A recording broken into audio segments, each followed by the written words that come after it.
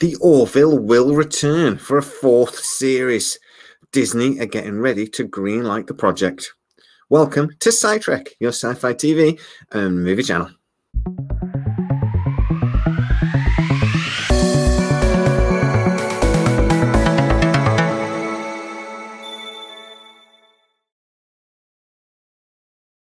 When the Orville first came to our screens, I adored it.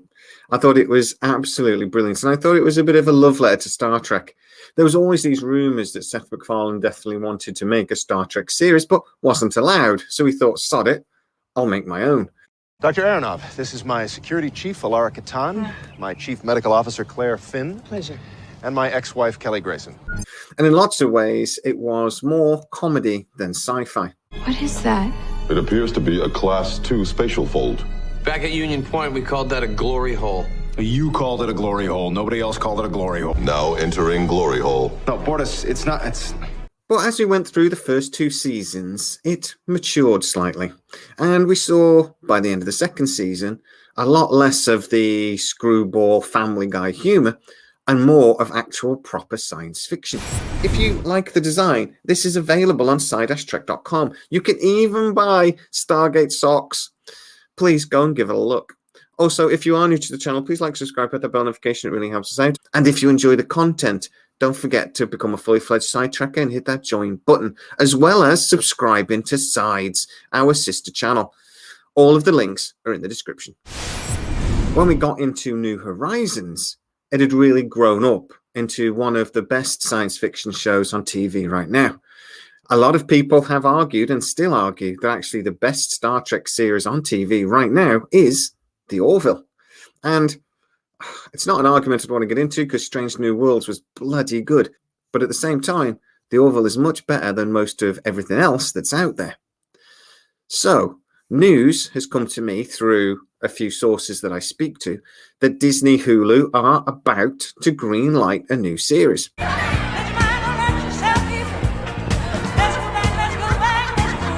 Seth MacFarlane seems to have sort of underlined this with some of his tweets recently, saying that he's still waiting on news, but I don't know, the tone of his tweets, if that's a possible thing, does sound quite positive.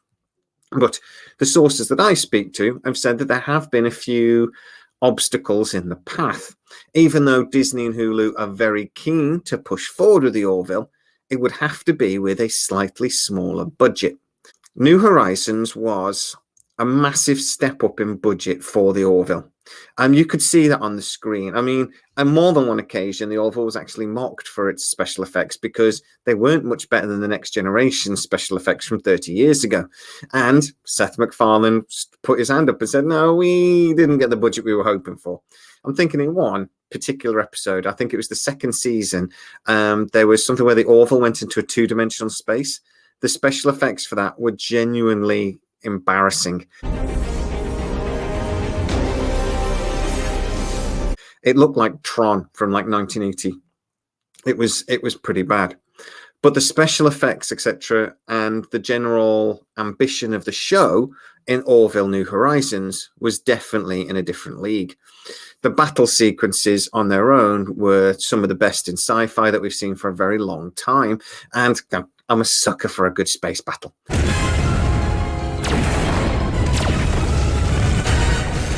So why are we still waiting a few months after?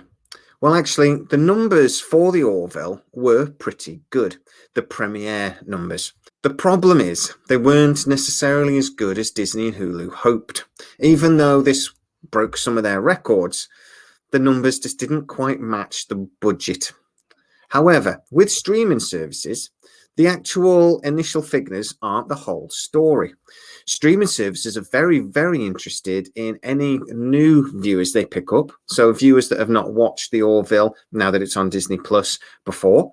So if the show picks up a new growing audience, they're really interested in those sort of numbers. But they're also really interested in rewatch numbers. How many people will watch this show more than once? Because for them, that is almost as important as the premiere numbers on their own. And according to my source, the numbers for the rewatches have been phenomenal. Disney are very, very happy that this show is one of those shows that they kind of love because there's a loyal audience to it. People will subscribe to Disney Plus, at least in part, to watch the Orville. It's not one of the shows that people will just watch because it's there. They will actually go and find it. Is there some reason I am the central focus of everyone's attention? Because a show, even with a small but loyal audience, is worth its weight in gold. This is really similar to why I argue that Warner Brothers is actually really pushing to get Babylon 5 onto HBO Max rather than letting it go to the CW. Because, again, Babylon 5 is one of those shows that people will follow. They will subscribe to HBO Max to watch the show. They will watch other stuff while they're there, hopefully. The loyal fan base will follow a show and grow subscribers for HBO Max. So Disney are in this place now where they're very, very happy with the numbers on the whole, but the premiere numbers were not what they were hoping for. So they've been negotiating with the production company and in part with Seth McFarlane. And they're basically saying, look, we want to make the show, but we need to get the budget down a little bit. She's clearly asking her friend where to find the nearest repair service for her device. But instead of writing wireless telecommunications facility, she just wrote WTF. We spent too much money on New Horizons, and we didn't really get the viewing figures we were hoping for based on that budget. So let's make a Series 4, but let's rein in the cost a little bit. Now, I don't think that's going to be a massive problem. There are lots of ways that they can spend a little less money, go back to a little bit more character-driven and a few less space battles.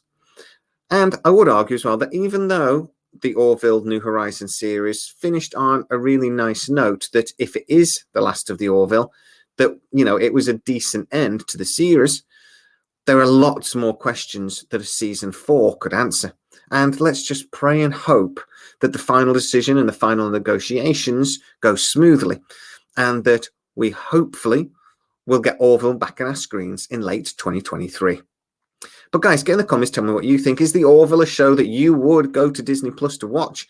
Is it one of those shows that you will follow even if it went to a different channel? I'd love to know exactly what you think. Get into the comments. If you are new to the channel, please like, subscribe, hit that bell notification. It really helps us out. And if you enjoy the content and you want to become a fully fledged Sci-Trekker, hit the join button below. As always, please stay safe. I'll see you next time. Give me the device, human, or I will destroy your ship. Sorry, can you move like 2 steps to your right? What? It's like a little tiny bit. It's just a lot of dead space there. Yeah, just right there. Perfect. Yeah, sorry, you were just very weirdly framed. It was all I could focus on.